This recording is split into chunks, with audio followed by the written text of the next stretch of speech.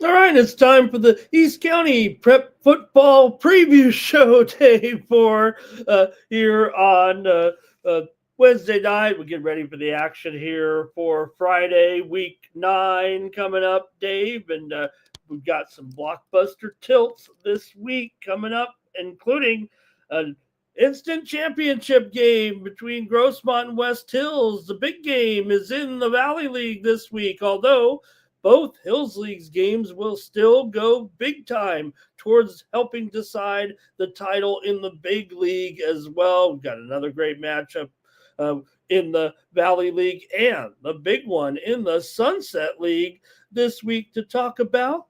Dave, it was a fun weekend last week. We learned some more things and it set things up great here for this week.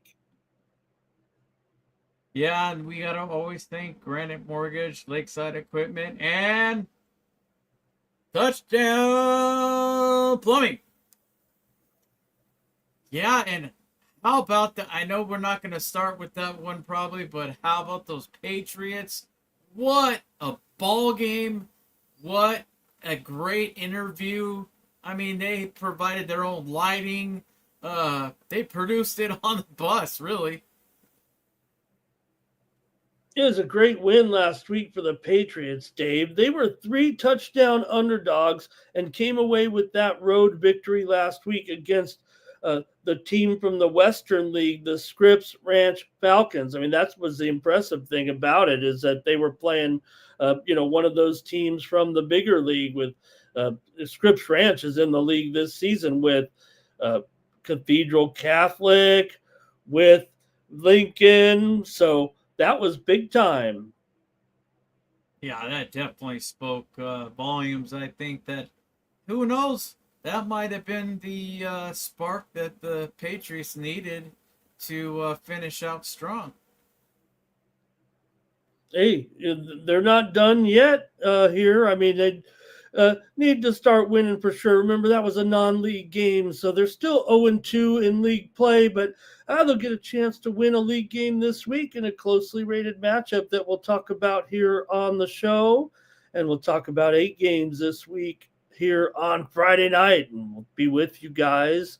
At the end of the games live, we'll see who is able to come through, maybe with a road victory. Maybe it'll be the Patriots this week. That's going to be a great game. But we got some big title deciding, or going to help decide the title anyway, on some of these games here this week, Dave, with the matchups, including a couple of blockbusters, one we didn't see coming. So let's Yeah. get into it. Oh, go ahead. Oh, I know. I think I know where you're headed, and I think you're heading to the Wolfpack Hillers. Uh, Gonna be a great matchup. Don't let the records fool you because they're both 2-0 in the Valley League, and it seems like the Wolfpack every time they're in the Valley, they're always competing for the top spot. Every time they're in there, I don't think they've finished on the bottom. Uh, I don't ever. Or if they did, it's been quite a while. Well, it's an instant championship game this Friday night in the Grossmont Valley League, where Grossmont and West Hills meet with those matching 2-0 records. Despite their contrasting paths, Dave, Grossmont 6-1 coming in the regular season so far. West Hills, they're just 2-5. But it doesn't matter once you get the league started what you did. Even if West Hills did have that 5-game losing streak, they've won 2 in a row right now, and they've found their footing just at the right time here. Meanwhile, the Foothillers are still surging behind. Funny, Dave, we talk about Lawrence, we talk about the offensive mastermind, the passing. The Foothillers are tremendous at running the football, and that might be a little bit of a strength for West Hills as far as what they do defensively. It's championship game time in Santee. Now, there's a little bit more to be decided, but it just feels like because Grossmont, Dave, does appear to be the best team in the league, and they're going up against a 2-0 team, that this is really going a long way to decide the championship. It's a possibility. Grossmont's got to face 2 other opponents after this, but all of the other teams have a loss. So that makes this game that much more important with both teams coming in 2-0. Grossmont is coming off a 46-6 win over Santana. Tyler Holmes threw for a couple of TDs. He extended his TD to interception ratio to 13-2 this season. But the Foothillers have a balanced attack, Dave. One of the most consistent with A.J. Hooker and Corbin Dow. They've rushed for a combined 1,050 yards of this season. That's a new way for the Foothillers. And don't forget, Holmes also is a good runner with the ball when he's not throwing. And defensively, Ryder Robinson, one of your favorites this season, Davey, continues to terrorize opponents with 10 sacks and 21 quarterback hurries. He ranks third in the entire county in sacks. So when the Hillers get ahead early, they can have their front guys kind of take over games. West Hills has done pretty well, Dave, to rebound from that 0-5 start with consecutive wins. They beat Valhalla 17-7 last week behind Jacob Romeo, and we had Christian Slakowski on the show last week. He had a 40-yard field goal in the game. So the defense for West Hills, Dave, had 3 interceptions last week against Valhalla. They're going to need some turnovers, I think, here to stay in the game with Grossmont. I think there's no doubt, Dave, that Grossmont's offensive rhythm, their defensive pressure are probably better than West Hills. The great equalizer, though, Dave, that blue turf. Yeah, I think Smurf Field is always. Funny. I asked my son Sebastian when he a couple years back when he was playing freshman football. I said, "What is it like to actually be running full speed on that those colors as they call it, Smurf Field?" And he goes, "Well, if you're asking if we get vertigo or anything, there's nothing like that, but it is kind of weird when you're going full speed." And I wonder if it does have a little effect on the the visitors coming in. Now, I did talk to via text. I guess I'll start with the Wolfpack and Casey Ash. I wanted to find out when we changed defensive coordinators, because remember, he gave great credit to his defensive coordinator on a well-played defensive game, especially last week. And he said their DC has been an assistant in the conference at various schools for over 50 years. He has coached at West Hills for many years, but has not been DC in quite some time. And then asked about what he needs to do to be successful against Grossmont. He's got to control the tempo, protect the ball, generate takeaways, and win the hidden yardage and special teams. That's going to be a tall order against the Foothillers. However, lastly, he said he's proud of the kids for getting themselves into this position, and now we have to make the most of the opportunity. And like I told you before the show, he says, anytime we're in the Valley, we have an expectation to compete for the championship. There is not any shortage of belief. So I don't think Coach Ash and the Wolfpack are too scared at all. I think they're ready. They're ready to play some pigskin and go up against those Hillers. Well, the two teams are certainly familiar with one another in years past. They've had a great series history for sure. That's kind of gone back and forth. Actually, they just hadn't met too often recently. Like you mentioned, West Hills did spend some time, in the Hills League, and obviously Grossmont is there now. The team's kind of gone back and forth, between the two leagues. They're two of the team. We wonder, which team is going next. They met in 2003, and Grossmont lost at home to West Hills 29-18. They did not meet last year, but they also met in 2022. Grossmont lost at home to West Hills 24-6. So West Hills kind of had the better of it here a little bit. Grossmont did win. Their last win over West Hills did come in the spring pandemic season, 44-3. But West Hills really wasn't into. They weren't too into the pandemic, if you know what I mean. You remember how it was? It was a trifecta. I mean, three teams. And then 3 teams, one in the hills. It was, I think that was a pretty crazy setup that we had it in that year on a short season too. You remember that, right? That there was 3 teams crowned. Yep. And Santana was part of the Valley Championship, remember? So, look, they've had a long series against one another for sure, but you get a chance here to play a big league championship game in this one. Back in 2017, Grossmont beat West Hills at home 42-0. So we'll see. This will be a great game. I do think Grossmont still wins it, Dave, but West Hills just might not have enough offense like Grossmont does. And I'm going to have to take Grossmont here by at least 2 touchdowns. The computers, Dave, actually have them closer to 3 or 4 touchdowns. But you got to give West Hills at home some credit. They're coming on pretty strong here. They're a team that even on slow starts, they always get better under Coach Ash. Later in the season, the offense seems to improve.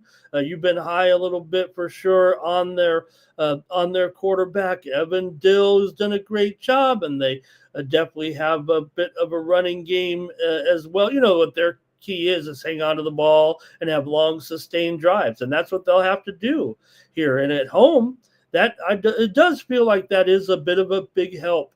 That they have this game at home. That's why I'm saying it's going to be a game that it can stay within 2 touchdowns. And if it can stay within 2 touchdowns, that doesn't mean that West Hills won't be within striking distance at any moment. Maybe trailing by just a touchdown or so. But I got to think it's somewhere in the 28-14 range or something like that. West Hills is going to need more than 2 touchdowns to win the game, I think. Well, I started off, I don't want to read my questions verbatim, but I did kind of mention to Coach Lawrence, what do you think of this one, and do you agree? My thoughts, it's a pre-playoff game as far as the Valley is concerned. Monte Vista started off pretty spectacular, but have dropped off a little, and the Braves, they had those 2 wins, and then they just lost, and the Norsemen haven't really done as much as we expected them to do also to compete. So would you agree West Hills could be your toughest opponent in the Valley, or do you still think Santana has a shot, even with their quarterback out, which I'm assuming, I haven't heard anything officially, so nothing's official on that, but that Ethan Miller is not back yet, but I don't know that for sure. And Coach Lawrence said, I think what you said, spot on. I think West Hills is a great team. It's going to be our most important game. So he agrees with Ramon. He agrees with me. I think Santana is a really good team as well. And that was a huge win for us last week. Injury, plain and simple. He said injuries suck, and I feel bad for their quarterback. But I still think they will be a tough team and win a lot of games the rest of the year. We just have to play physical, play fast, and execute to beat West Hills. I think if we do our job and play hard, we will win. We haven't been kicking any field goals, but our special teams has been great. Our kickoff and kickoff return have created a lot of big plays for us. I think we need to kick. If we need to kick, we will be ready to. Yeah, and So there's no. Oh, good. yeah, that was his final state. I mean, Mhm. and I mean, I pretty much said it for him, I guess.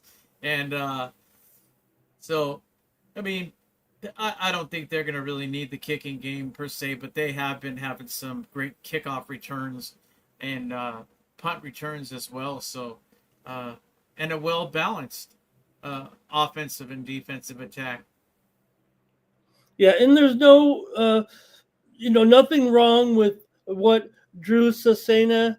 He had made a perfectly legitimate hit on the quarterback. He was, the quarterback was moving a little bit and trying to throw the ball, and Sasena just happened to be right there. So, Drew, don't feel terrible. You made a good football play on that one, and just Miller really just was in a bad position and took a hard hit. So hopefully he will be back this week, but had to leave that game on a cart. And we'll talk about that game in just a moment. So, okay, Dave, I'm going to take the Foothillers though to win. I mean, look, I think we agree that they're in line to win this championship, and if they're going to win the championship, they're going to have to win this game. I am going to take the Hillers as well, as much as I've been supporting the Wolfpack, and uh, I just keep going back to that Mirror Mesa game. Boy, they could have had that one. They could be 3-5 or 3-4, I should say. And who knows? I just think they got something special there. But when you have such a balance act with AJ Hooker, you have uh, a plethora of receivers, and Tyler Holmes has just been phenomenal. And if he needs a lane or he sees a seam, he'll go right down it himself, take it in. There were I believe, three defensive touchdowns last week against the Sultans. So Grossmont just has it all. That's all I'm going to say is they are a complete football team, and they are going to be tough to beat. I'm going to give Grossmont by 14, just because I think West Hills, I don't think they're going to get blown out. And we talked to Coach Demaja Jones of Helix, and I said, Grossmont wouldn't win this game, would they? And of course, he had to go with the stock answer and say, of course not. I mean, and why wouldn't you, right? Grossmont had never beaten Helix, but Dave, I've got Grossmont ahead of Helix in our poll still. In fact, I've got Grossmont in our top 25 this week once again, and moving on up, Dave, are the Hillers in the top Above 25. your Scotties? I mean, what can you do right now? I mean, look at the Hillers; they're 6-1, and Helix. I mean, look, they're stuck down there at 2-6. So I've got Grossmont ranked 21st, Dave, in this week's poll. Moving on up in our top 25 this week, and maybe this would have been the year. I said, Dave, maybe this would have been the year for Grossmont, and then uh, Coach Jones did say, Dave, that they would work on getting the series back together because no one wants these two teams not to meet every year. Yeah, maybe there was a little bit of thought that, boy, we're still not beating them, and maybe we can get away. Oh, this would have been the one year, Dave, even as a Highlander. I got to say it, Dave. This feels like it would have been the year. And you remember what Coach Jones said too, from both sides, and even in the Helix side, especially the community. They said the community was a little perturbed that this game was not scheduled. I mean, it's how many years is that these two have clashed? It's got to be over 50, right? Yeah, but there was also a year recently where they didn't meet. Also, uh, I should have got that year too. It's been the last couple of years that they did not meet in one of the seasons because of the uh, hills in the valley or something like that. There, they even met in the pandemic season actually. But all right. Do you think, lastly on this one, do you think that my dad would do everything he possibly could, knowing what could be the outcome, and talk to every single person in at the CIF San Diego section and say we really need to play this game because he'd want to see that musket back over there with the Hillers. It would not shock me for even a second, and I think he'd have a column with it. Yeah, well, in fact, the Grossmont, it's the conference that makes the leagues, obviously, and it's up to the teams after that to, make their schedules. And your dad would help make the schedules of all the teams. Back then, it was a little bit different. So I think the game would have been found a way to be played. And again, back through all those years, even though Helix has dominated, there were some close games in there too that made the rivalry special. It was only after Helix kind of surged to, being one of the more elite programs in the county that the series kind of got one-sided. I mean, we know it's one-sided with all those victories for Helix, but it just feels like a game you want to play no matter what. Yeah. And even Grossmont wants to play, I would think. Well, Coach Jones said that he spoke. He said he did speak with Coach Lawrence, did he not, on last Friday? I don't know if it was last Friday. I just not last Friday per se. I'm saying that he may have spoken to him before the season started, or I think he was leading to. They had discussed it, but I mean, it's too late. It's just kind of like we all say, it's really strange not to have those two meet. It's just it's not right. Nope. And this would have been the year that the Foothillers probably had their best chance to beat Helix. Okay, but what a game! And boy, I'll tell you what, Coach Ash, if your Wolfpack pulls this one off, boy. You're going to win that Valley League, but this is a tough one. I think this is the best Hiller team. I think definitely better than last year for sure. Whether they change. I will say this, Dave, as far as talking about, I'm hyping it up, right? I'm saying, hey, I'm the one that's going to say this is the instant league championship game, so it's important to win. You can win now. If Grossmont wins, that's kind of almost assures it because they are the best team in the league in the Valley League. If West Hills wins, they still have to go out there and beat Santana at home for the Mayor's Cup. They also play the Braves on the road, should be a win, but. For Grossmont, I think it's a little bit different. If they win, they've got the Braves, they've got the Monarchs, they'll most likely win out. West Hills would still have to beat Santana, which, without Miller, I don't want to say, it's still the city championship game. So Santana is certainly going to have a chance to beat West Hills, probably no matter which quarterback they have out there. So there's still more work to do. Even if West Hills does win, that game against Santana is going to be a little bit tougher for them than the Grossmont's two last games. You know what I mean? So there's still a chance if Grossmont were to get upset, they could end up in a league title if, for example, West Hills were to slip up against Santana. And I'll tell you what, Dave, go to the next game, and it could affect the next two teams. We'll do the Valley League first because Monte Vista and Santana are the two teams that they still have life to win the league championship. They need that scenario. They need West Hills probably to win in order to because the winner of this game is still going to be alive, and the loser of this game is probably going to they're going to be out of it for the Grossmont Valley League championship. But Santana took a tough blow last week, losing Miller in that game, who left after a hard sack. His status probably is still uncertain here, at least to us, and that has drastically impacted the Sultans' improving and steady passing game.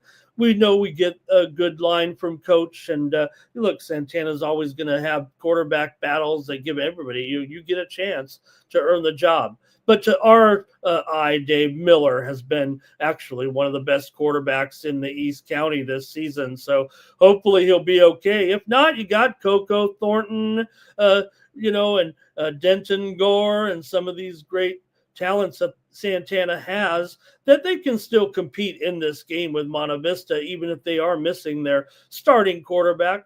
Monte Vista rebounded from a loss with a 27-0 shutout of El Cajon Valley last week with a strong defensive effort, and the Monarchs have quietly been solid against the run this season. So if the Sultans don't have that good passing quarterback, we'll see. This matchup is always close. Last season, Dave, Santana won 38-35 in a big game, and it could come down to another play like that. And you got Monte Vista with several spectacular players as well. We've talked about all season, guys like Rashawn Florence. Yeah, Rashawn Florence making big plays, but I have a feeling, Dave, without Miller in there and the way Santana goes about it, I think we're going to get a really low-scoring game here. And I'm going to I'll wait. I'll see what you say, Dave, but it's going to be a tough game, man. Do you think? My question is, I haven't heard from Coach Culver yet, but I'm wondering if they're going to go to the air, because that's cost him a couple of turnovers the last few times he's thrown the ball. Not to say that he hasn't been spectacular at times, but I'm wondering if he's going to go back, especially up against Santana, be pounding the rock first and try to open up maybe some screens, but nothing big, nothing crazy. I don't know. Maybe he does have a flea flicker in his back pocket, but I just don't see a lot of passing from Monte Vista. I see them trying to keep it on the ground. I don't think it's going to be any type of shootout. I think it's going to be one in the trenches, especially if Miller is not available for the Sultans. I think that evens the playing field, and it'll be up to the offensive and defensive lines going up against each other, and we'll see what happens there. Hey, maybe Taylor will take off and find a lane, and maybe he'll be the runner. And Dave, it was unfortunate when Miller was knocked from the game, and just to show, even if Santana says, "Hey, we will have a good quarterback in there," we're Santana. They ended up giving up 3 defensive touchdowns in the first quarter because of the turnovers and what Grossmont was able to do to them. Not only on the one big play that they scored a touchdown when they knocked the ball from Miller and then turned that into a 80-yard touchdown, but on the very next play, when they got the ball on the kickoff, Grossmont scored again on the next play on a defensive turnover, and then they added one more in the quarter. 3 defensive touchdowns in the first quarter. Just showed that they, to me, not that there isn't a capable, but when you have to throw them in the game there real quick and you're going against Grossmont team that has the best defense in the Valley League, that was just too much for them to handle. So I don't know if I could say this, Dave, but I think with Miller, Santana wins. Without Miller in the lineup, I think Monte Vista wins. So right now, that was a really hard hit, and I don't know what's going to happen, but he had to be taken off on a cart. That didn't look great. Hopefully just got his bell rung, and he'll be ready to go this week. I'm going to go with Monte Vista because I'm wondering if Miller will make the lineup. But I think if he is in there, that might make the difference for Santana. I think that Miller's in there, they win it by a point or two. And if he's not, I think Monte Vista will win, maybe even by a touchdown. Yeah, and I'm remembering a couple of notes I took last week, and what Culver said last week, that the game against El Cajon, he said the game was not as easy as the score was shown. It was only 7-0, and you remember we talked about that. It was only 7-0 at the half, and Monte Vista, they made a few mistakes and didn't finish quite a few drives, and I think El Cajon's an improved team. They have some skill guys on the edge and the wide receiver number 4. But they all did a good job running. But ultimately, Monte Vista, they put it away. I think more on the defensive side from what I'm seeing, and trying to see if anybody in particular. Yeah, Derek and Rashawn hooking up a few times, catching the ball, shrinking down the sidelines. So I think, you know, I think those are going to be the two guys that make it happen on their side of the ball when it comes to the offense. But yeah, you hit the nail on the head. If Miller comes in, I'm going to go with Santana by a field goal. Monte Vista, if he doesn't, I'm going to take Monte Vista by a field goal. It's definitely going to be one of those shoot. If there's a downpour, that would just be exactly playing in the trenches. But either way, I think it's going to be a low-scoring affair, and it's going to be who can hold their defense up longer and who can score the points. Agreed, Dave. And look, this is an important game. Like we said, the winner will be 2-1 and only one game back. Like we said, I mean, the couple of these teams are going to get a shot at either Grossmont or West Hills, depending which team wins, of course. But the winner is still alive, and the loser probably is not going to be alive for the league championship. That's just the way it's going to be. Okay, Dave, you mentioned the Braves, and let's just wrap up the Valley League. And thank you to Stephen and everyone in the chat with us this week. Okay, Dave, so let's go wrap up the Valley League real quick, and then we'll get to the Big Hills League action for sure. But just got to mention here with the Valhalla taking on the Braves, one of these teams is going to get their first Grossmont Valley League win of the season. The Braves here on the road, they're going to be underdogs here for sure. The computers have this one about a 3-touchdown margin. I don't know if it is going to be that big of a one-sided game for Valhalla. We've seen the Braves able to compete a little bit, and I think against a team like Valhalla, who definitely has done did a nice job there so far to get that first victory. But they've lost 6 in a row. Remember, it's the Braves that have 2 victories coming into this one. So I think the fact that the Braves here can compete with Valhalla, with John Kashindi. Valhalla has a great defense. We know that. Brody Chartel, Zachary Hager. But the Braves, Dave, have Rashawn Barr. He leads the East County with 3 interceptions. He had one last week against Monte Vista. So, look, the computers have this one by 2 touchdowns, Dave. I think the Norsemen are going to win by just 1 or 2 touchdowns, actually. I'm expecting a closer game. Yeah, I'm expecting it to be close for sure. And again, and I've said this all year, I think that Coach Simon has got the Elkhorn Valley Braves on the up and up. And I think he's getting them to believe in themselves, offensively, defensively, special teams. And every time they take a loss, I think he's letting them know, these games are winnable. We can beat every one of these teams. You just got to will yourself to win. And I mean, we've seen them play. What was it 2 games ago? They were phenomenal. They were throwing some long balls. They were running up and down the field. They were breaking through some pretty good lanes, stretching the field. I mean, I think El Cajon is one of those teams that you really don't know what you're going to get. So if Valhalla goes into this game going, it's El Cajon Valley, I have news for them.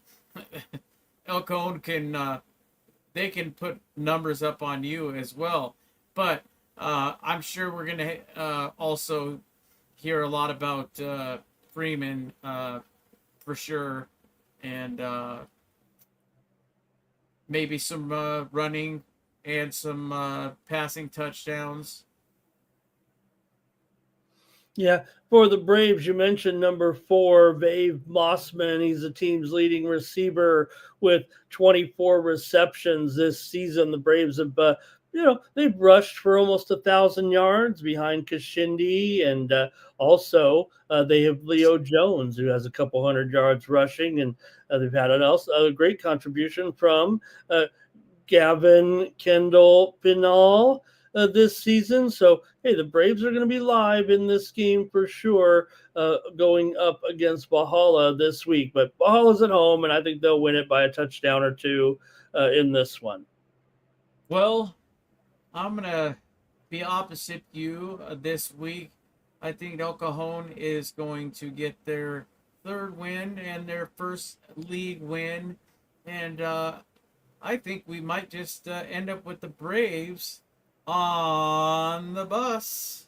And they will be talking with us. I know it's not too far, but I think that with the running game they have, in conjunction with the passing game, I think the offense has enough weapons to defeat the Norsemen. I do not think it's going to be a blowout, but I'm going to take the Braves against Valhalla on their home field by 7. Valhalla's only rushing this season. It's a little bit strange. I thought because of Valhalla's quarterbacks, we would see more passing from them. Dave, the Norsemen are carrying the ball at a 2.5 to 1 ratio this season.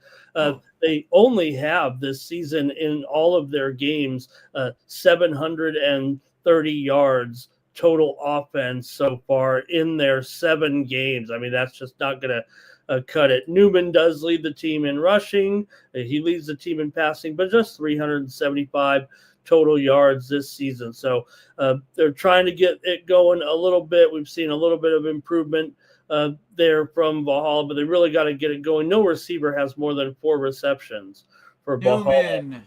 That's what I meant. I didn't mean Freeman. Newman. That's what I was trying to get out. Yeah, and well, I guess a little tongue-in-cheek on that one. I mean, it could be worse. It could be the Jets and have minus 17 in offense, but that should make them feel a little better. But definitely, I a strong 7-0 or 7-point advantage for the Braves at Valhalla. The winner of this game will play the New York Jets in a closely rated battle next week.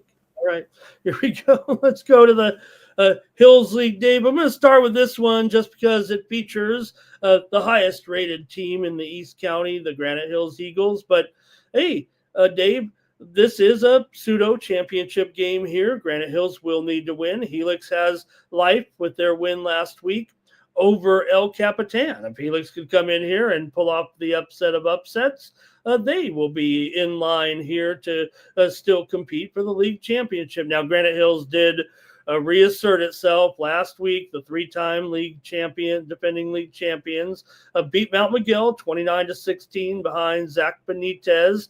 He leads the county with 321 yards passing per game. He's got Noah Walker with 8 touchdowns, DJ Wilkins, and all that offense.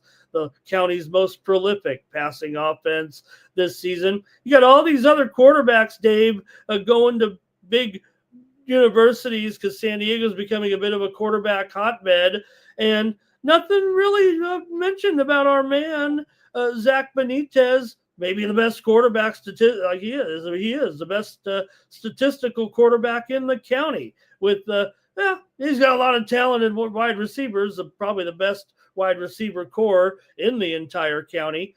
Meanwhile, Helix broke a 4-game losing skid, Dave, thankfully, last week by taking down the Vaqueros 41-21.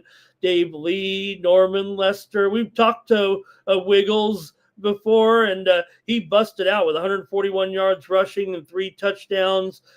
Probably the best game of his career last week. So maybe the Highlanders have found enough offense to try to compete here. But, man, Granite Hills' defensive line, Wyatt McLeod, Hunter Hamilton, Parker Johnson, they got in there and had 3 sacks combined last week.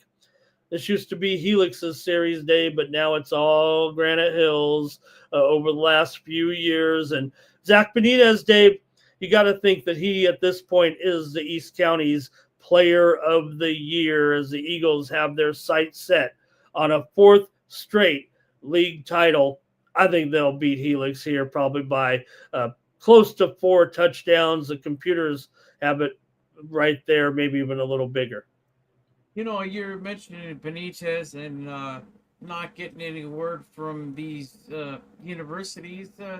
I mean, it's not the worst route to go. And you know what? We have some great community college football teams programs at this time, especially if he ended up at Grossmont.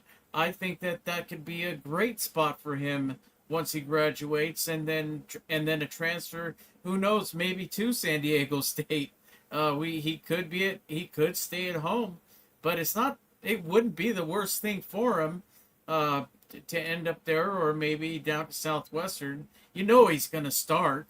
I mean, with everything that he's done for the Granite Hills Eagles, and maybe you never know. There's still probably some scouts. There may be they need to see a few more games, maybe some of the league games.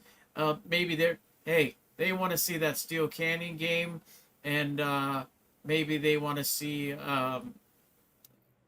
even this one. It could be closer than people think.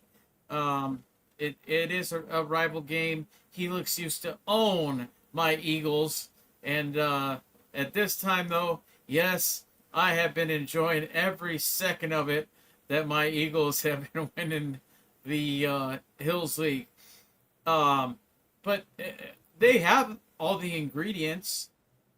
They have Davion has been their big carrier of the rock.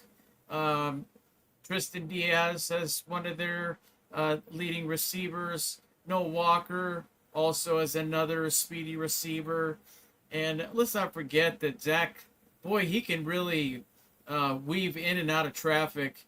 And the only thing I don't want to see, for the third week in a row, let's leave the yellow hankies tied up around the belt loop. Let's not throw flags for every single, cough, or if they move the ball eighth of an inch or 16th of an inch. Come on, guys. Let them play.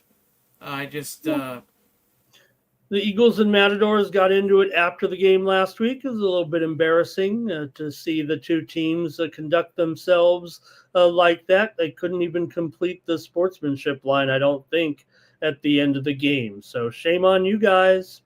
I think it'll be a little more sporting this week. Yeah, and I think that when it comes to Helix, and it's always been like that, Helix and Granite Hills, and also Steel Canyon and Granite Hills, they're usually class acts when it comes to all of them playing each other. I don't know what was said, but there was also some of the trash, and I'm sure there was a lot of it on social media. I almost think, you don't want to take away someone's freedom of speech, but stay off of the social media at least before 24 hours before game day. Let's just put it all on the field and let's go do it there. I think it winds people up and a little too much. We don't want to show the younger Pop Warner kids that they're looking up to these high school players, and they want to see some players with some class and good attitudes, and that's my personal opinion.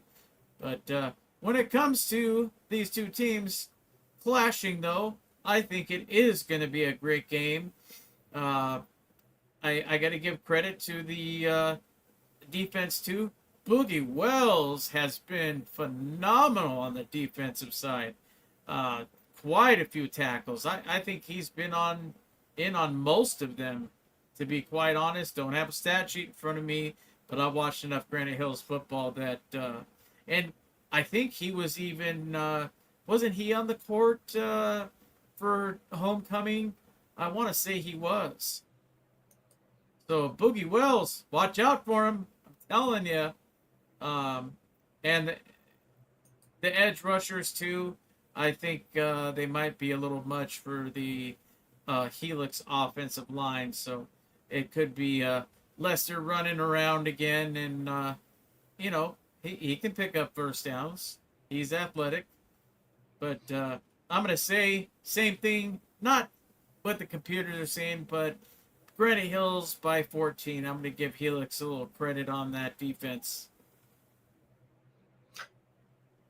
Dave, Caden Phillips has been a big contributor for the Eagles this year. He actually leads the team in tackles with 39. Wells has 37. I mentioned Hamilton in there. He's got 32 tackles. Callie Young has been a big impact as well. Evan Schutz in there as well. These guys have been terrific, this defense this season here for Granite Hills. Phillips also has 2 sacks this season. Callie Young, a couple interceptions. We saw Jesse Wilhite have an interception last week. The Eagles have 9 interceptions this season. They're doing it just like they do every year. Okay, so the Eagles. I'm hoping, and I'm going to find out actually, because I need to know the answer. I went to school with to Granite Hills my senior year with a good friend of mine, Jess Wilhite, if he's watching this, and maybe that is his son or a relation, maybe a nephew. That would be great to know. Well, Jess, I mean, I don't know. I don't know. Maybe you will find out. But I would think that Jesse Wilhite might be. Sounds to me like he could be the son of a guy named Jess Wilhite. I don't know, but just putting 2 and 2 together there, I might be overstepping. And I'm gonna have to find out. Boy, that'd be something, because Jess is he's a great guy, and to have a great player like that, a great son, what an athlete. So we got that one down. Next. Yep, and we got a matchup here of top 20 teams with Steel Canyon on the rise. Look at how close they're getting now to Mount Miguel. Now, this is my poll. This is our East County poll. Should be noted, the county poll has Mount Miguel higher than this, Dave, coming into this game. So, maybe just what I've seen, I kind of go by the eye test. I don't have a high, tech rating system. I just go with what I kind of see here, Dave. But make no mistake, the only thing that matters are the wins and losses in the column there. And you have Steel Canyon coming in 7-0, Dave, coming into this big showdown with Mount Miguel. Mount Miguel off the loss last week to Granite Hills. So Steel Canyon's unbeaten record meets Mount Miguel's explosive offense, and both have something to prove now.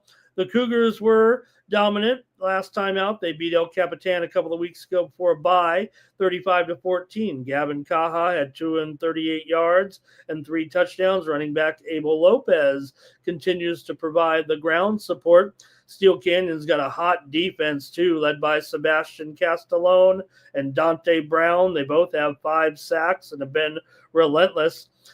Tyree Zarkarian has been also a consistent presence in the backfield. However, the challenge ramps up, taking on the Matadors and that offense with Jeremiah Loper, 6th in the county with over 1,700 yards passing. AJ Logan, 573 yards and 10 touchdowns in the last 4 games for Mount Miguel. Their attack is fast, balanced, and confident despite losing last week's big showdown game, the anticipated title game, if you will, between Granite Hills and Mount Miguel last week. But that's all changed because of what the Cougars have done this season, getting back to that Cougar ball, Dave. They're going to have to disrupt that passing game here a little bit and find a way to put some offense together here a little bit. I still think Mount Miguel probably come out on top, Dave. I think they'll win it maybe by 10 points or so. Maybe they can maybe it'll be 2 touchdowns. The computers, Dave, have it 3 or 4 touchdown victory by Mount Miguel, but they might be selling this Cougar defense a little bit short. Yeah, I definitely am gonna say they are selling them way short. So I'm gonna disagree with those computers, and they can be uh, short circuited.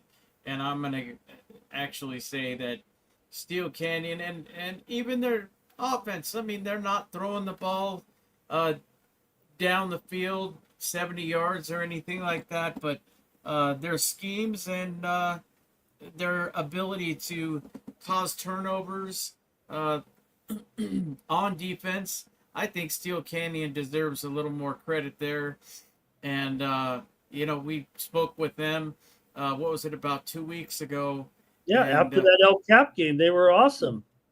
and I actually, uh, I'm going to go for the upset. Steel Canyon winning in Spring Valley, but I'm going to go for a one touchdown upset in Spring Valley. And it's going to be, I think it's going to be a little high scoring as far as I'm concerned. Okay, I'm kind of leaning towards a lower score here, but that doesn't mean Mount Miguel won't get into the high 20s or low 30s. I think you need a lower score for Steel Canyon to pull the upset off. If it's a higher score, I think that favors Mount Miguel. Gavin Kaha mentioned his great season, 1,162 yards, 13 touchdowns. I think it shows how good of a quarterback he actually is. The fact that he's kind of spread his passes around. Malcolm Ballard, 14 receptions. Josiah Stalker, 13 receptions. Nico Yara actually has 3 touchdown receptions. He only has 5 receptions all season, 3 of them for touchdowns. You got Noah DeArcos, and you have Trevor Zeno, who's been one of the hottest. He has just 9 receptions, but 2 touchdowns. And he's been showing up on the highlights over the last couple of games. So that's what Steel Canyon's been doing. They kind of play keep away a little bit, but it really is about that defense. Mentioned Dante Brown. They've also got Vincent Pryor, Gunnar Minich as well in there. So some real good guys on defense. Zarkarian, 4 sacks as well. Talked about Brown and Castellone. So they've got some guys for sure. This is looks like one of those old Steel Canyon teams, Dave, that used to be on the fringe of the open division. I couldn't agree with you more. And, you mentioned it a couple weeks ago, and I definitely hung on to that tidbit. And Kaha is only a junior, so he's going to be leading these Cougars next year as well. So I think these the Cougars are going to stick around one more year. So we'll see what they do and see what they do in the playoffs. And they could get even better with some of the youngsters coming up.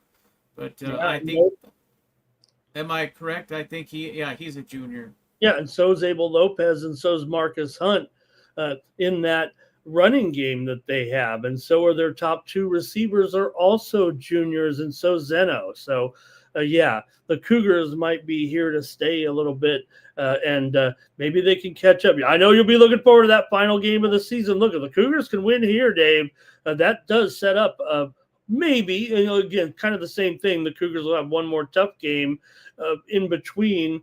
But if they were to get by, Dave, they do have the last game of the season, your favorite matchup of Yes. the East County between Steel Canyon and Granite Hills. Make no mistake, though, Dave, if Steel Canyon does pull off the upset, they still got to go play at Helix next week. Yes, Helix is down. Maybe the Cougars will even be slightly favored in that game, but they have a little bit tough road here, even if they were to pull off the upset. They'd have to win at Helix to set up that showdown with the Eagles on the last night of the season. Wouldn't that be exciting?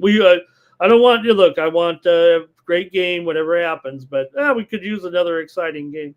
No, it would be great for that one to be a last minute 2-point conversion, an extra point that was missed, and then a field goal kicked. I mean, who knows? Though I have seen some of the most spectacular games with those two teams. And the greatest part about it is Coach Longerbone and Coach Cobbs have been friends for so many years. So um, it's real fun for them.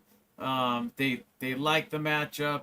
I think they like getting their play card out, and I think they like almost a chess match for amongst friends. So I think that's kind of cool for them to be such good friends and go out there and see who's the master. But yeah, I got Steel Candy for the upset. All right, I'll take the Matadors. Okay, we've got a few more games to round up here, and what a fun time we had with the.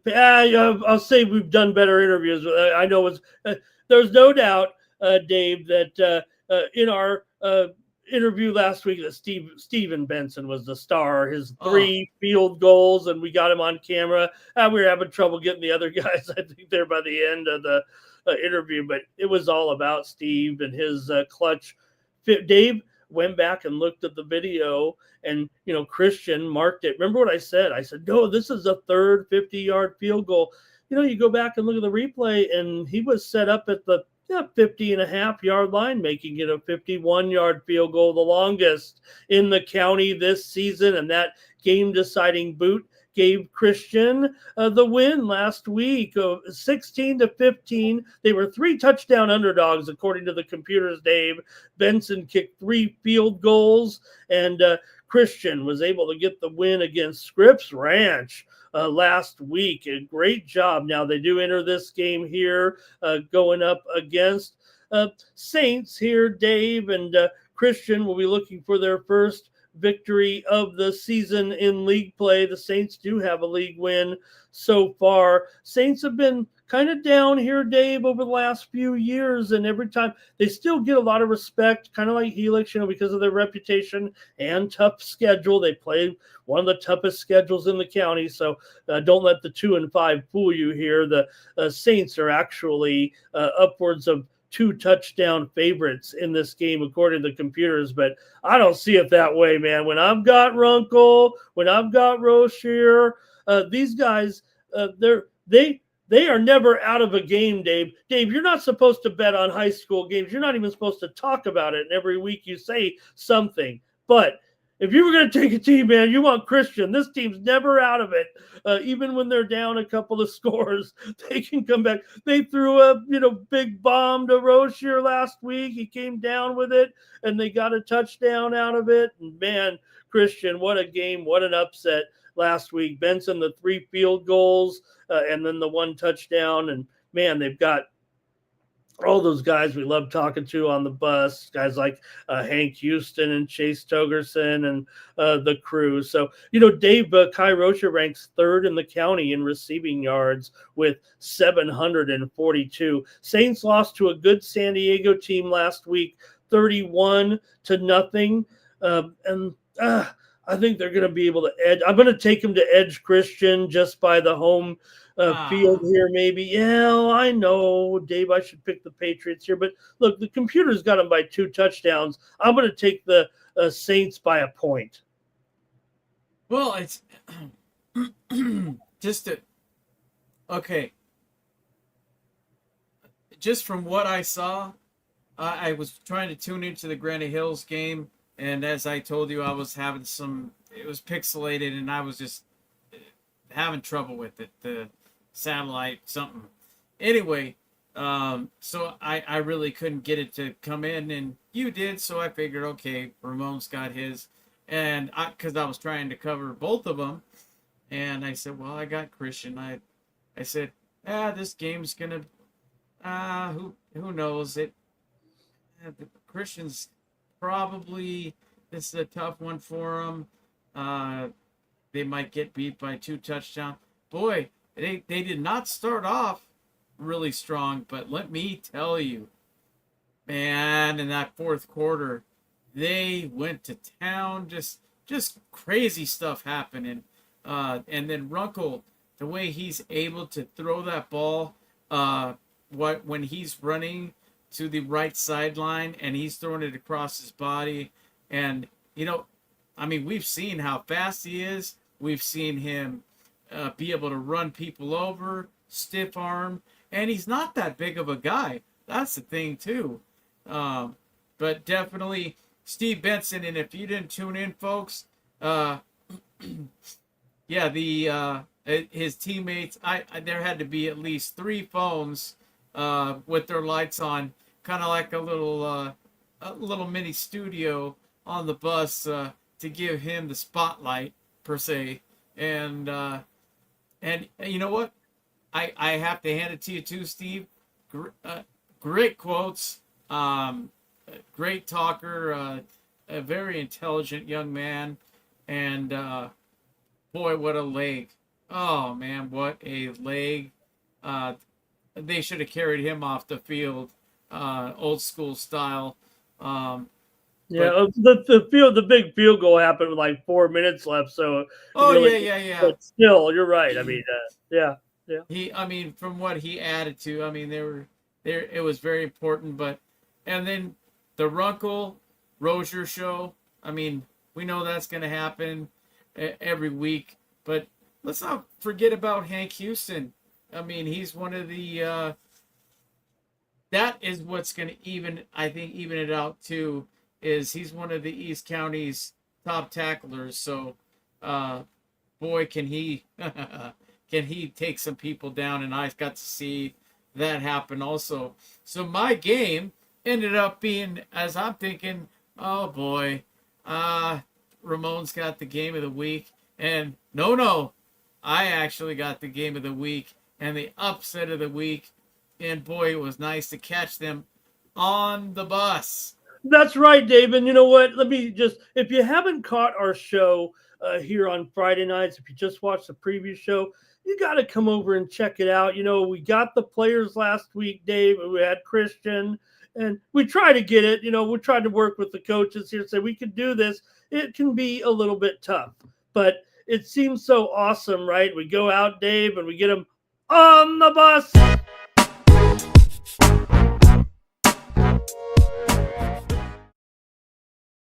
You mentioned with Benson last week. So take a look here, Dave. I got it up here, but look at what the players did. Like you said, it can be dark on that bus. You said it, Dave. They all shine their camera on him. Here we got the update, my Kim Kardashian update there. But take a look, Dave. We had him right there with you and I in that interview. We mentioned how awesome he was giving us. Look at that lighting, boy! Producing a show within a show. So you want to check us out on Friday nights if you can.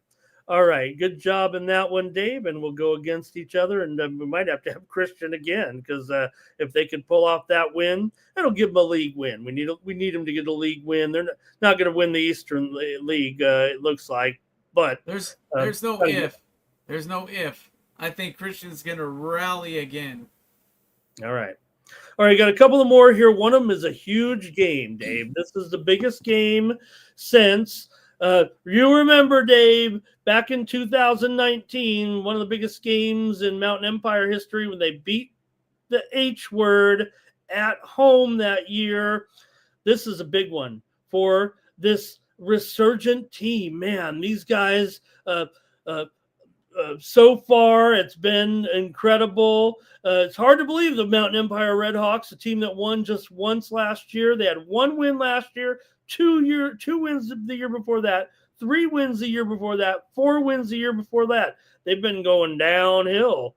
But all of a sudden, they got a new coach in Cameron Keller, and they've turned everything around here. It's not like they've gone into an easier – they're playing the same caliber of opponents pretty much, Dave, and they could find themselves atop the Sunset League with a win in Pine Valley on Friday night over visiting Maranatha Christian, who does have a loss, by the way. Maranatha Christian's not in first, they're kind of tied. I mean, 4-1 and 3-0 is tied technically, but they're actually trailing Victory Christian, who leads the Sunset League. And, well, if Mountain Empire or Maranatha Christian wins this game, they'll have to get one more. Victory Christian did already beat Maranatha Christian. That's why they have the one loss. So hoping that Mountain Empire gets the win and then faces Victory Christian for the league championship. We said that this is kind of the big game, and it probably is. Maranatha Christian, certainly very good. These are the three teams that it's coming down to in the Sunset League.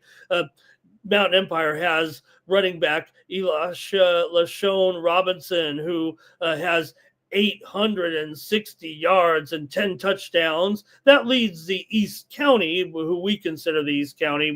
We put Mountain Empire in here. To be fair, he has 11th in the county overall in rushing. Michael Noble has led the defense with 3 interceptions. That's tied for the lead in the quote-unquote East County. Maranatha Christians rolled through much of its scheduled day, winning 4 games by at least 3 touchdowns, including last week's game over Victory Christian. And the Eagles' offense has been dominant on the ground with River Contreras and Ryan Nigadula, who's contributed some touchdowns there. So the Redhawks defense has to find a way to slow them a little bit. This is a very, very even game, Dave. Maranatha's favored by 3 to 4 touchdowns by the computers. And I'm going to have to take Maranatha Christian actually by a touchdown. I'm going to have to say absolutely not. And I'm going to say Coach Keller, he's going to coach them on to a win. And I'm going to say this is the upset of the night. Mountain Empire by 3. All right. Well, I think Steel Canyon would be a bigger upset, but you're going with the upsets. And Dave says take Mountain Empire here in this one by a field goal. This is a big game. It's out in Pine Valley, so hopefully we'll get to hear from them with the great news of a win. Maranatha, I just think, has a depth and experience here. This has been a great season for the Redhawks, and man, they could pull this one off. They'll be in line for a big championship game, and that would be awesome. And hope to hear from those guys. They don't put their, I don't think they use the camera out there, so we just have to rely on the updates, kind of old school Daily Californian style in our newfangled era of technology. But that's all right. We'll get the scoop on these guys and keep reporting on them. We're, the other teams out there in the valley, talking about the teams like Holtville and all those teams that they get covered by the newspapers and websites. We talk about our affinity and our coverage of Mountain Empire. It's because they don't really get covered. They get covered as the other team when they face those teams out there in the desert. But we give them the coverage that they deserve on East County Sports. Okay, there's one more here, and it's going to be Foothills Christian taking on O'Farrell Charter in another Sunset League game. O'Farrell actually with an outside chance here at 3-2. They're probably not going to get there, but they are over 500 in the Sunset League, and they've won 3. They were 0-4, and now they're 3-2 in league play. They're up against Foothills Christian here. The computers do have O'Farrell Charter by about a 3-touchdown favorite. And I actually think that's probably right on. They might even beat them by more than that here. Foothills Christian just trying to find their way, and O'Farrell will be able to handle these guys this week. Do you think? Do you think that because of the it could end up winless season? Do you think Foothills Christian might even reconsider going back to 8-man? Well, I think they want to. I don't know. They don't really work with us right now, but it wasn't their choice. They had to go to because of their success. I believe they had to graduate to the 11-man, and they may actually have to wait one more year. Don't know how it works, but we don't hear from Foothills Christian. We'd love to cover Foothills Christian. I've had some sources out there before that have helped us, but we're really not hearing from them because of their record this year. So, okay, that's going to do it for our show, our games this week, Dave. We'll be back on Friday night at hopefully a little after 10 o'clock and get those results in from our 8 games, including those big ones this week. And folks, I haven't mentioned in a while, if you have a phone, which we all do, I don't care what kind of phone it is. Heck, if it's a flip phone with a camera, any still photos, any video in particular, send it in to us. Send it to our webpage. Send it to our Facebook page. And Instagram. We would love to have those. We'd love to credit it to whoever took those. It's only gonna give more. You're gonna get more out of it for your son playing football, and it's always good to have more highlights, and it's good for all of us. So just something to keep in mind. You're already probably taking pictures with your phone, and you're probably already taking video. So if you'd like to send them to us, and we can even cut them down a little bit and kind of link them together, make a little mini movie out of it. Done it many times for a couple of years now. But like to thank our sponsors once again, Granite Mortgage, Lakeside Equipment, who also does the statistics or standings, if you will, for the Christian Patriots. Robert Davila, boy, he's a busy man. And Lakeside Equipment, make sure you need any work on those landscaping pieces of equipment, go see him. And last but not least, Touchdown Plumbing. But all in all, thank you so much, Ramon, and thank you all for joining us tonight. And for Ramon Scott, I'm Dave Dickens, and we will see you on Friday.